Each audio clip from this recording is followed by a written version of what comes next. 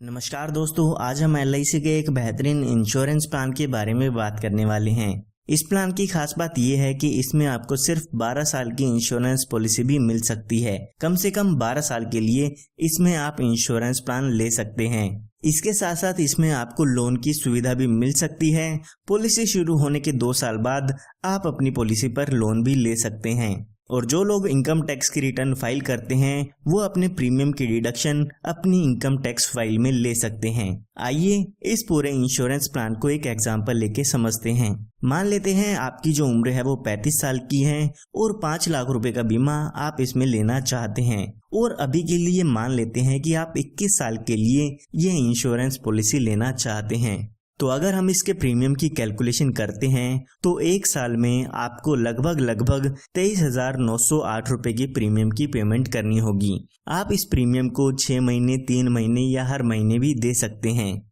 उसकी कैलकुलेशन आप स्क्रीन पर देख सकते हैं। तो यहाँ पर जैसे कि मैंने आपको बताया, अभी आपकी उम्र 35 साल की हो चुकी है। तो यहाँ पर आने वाले 21 सालों के लिए आपको आपकी पॉलिसी में प्रीमियम की पेमेंट करनी होगी। क्योंकि हमने पॉलिसी की टर्म 21 साल ली है, इसीलिए हमें 21 साल पॉलिसी का प्रीमियम पे करना होगा। अगर आप 16 साल की पॉलिसी टर्म लेते हैं तो उसमें आपको 16 साल प्रीमियम की पेमेंट करनी होगी। तो यहाँ पर जब आपके पूरे 21 साल पॉलिसी के हो जाते हैं तो उस समय यहाँ पर आपकी पॉलिसी की मैच्योरिटी हो जाती है, यानी कि जो आपका इंश्योरेंस है वो यहाँ पर खत्म हो जाता है। तो पॉलिसी की मैच्योरिटी के समय लगभग 10,54,000 रुपए का अमाउंट आपको मिल जाता है। अगर हम टोटल प्रीमियम देखते हैं कि आपने 21 साल में कितना पे किया है तो लगभग 4,91,768 रुपए का प्रीमियम आप इसमें पे करते हैं। ये हमने बात तब की है जब पॉलिसी होल्डर के साथ कोई भी दुर्घटना नहीं होती है। आइए अब हम एक एग्जांपल लेके समझते हैं कि अगर पॉलिसी होल्डर के साथ कोई दुर्घटना हो जाती है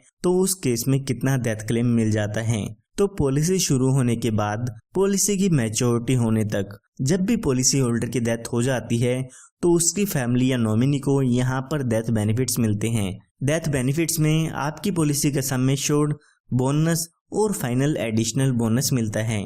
अगर हम मान के चलते हैं कि इस पॉलिसी होल्डर की डेथ 39 इयर्स की एज में हो जाती है तो यहाँ पर 5 लाख रुपए का जो सम एश्योर्ड है वो तो मिलेगा ही मिलेगा, साथ में लगभग 1,20,000 रुपए का बोनस भी मिलता है, जो कि 6,20,000 रुपए का अमाउंट हो जाता है। सिर्फ इतना ही नहीं, अगर आप अपनी पॉलिसी में एक्सीडेंटल बेनिफिट राइडर ऐड कराते हैं तो एक्सीडेंटल डेथ होने पर यहाँ पर एडिशनल 5 लाख रुपए का अमाउंट दिया जाता है, यानी कि एक्सीडेंट से डेथ होने पर 11,20,000 रुपए का क्लेम का अमाउंट मिलता है।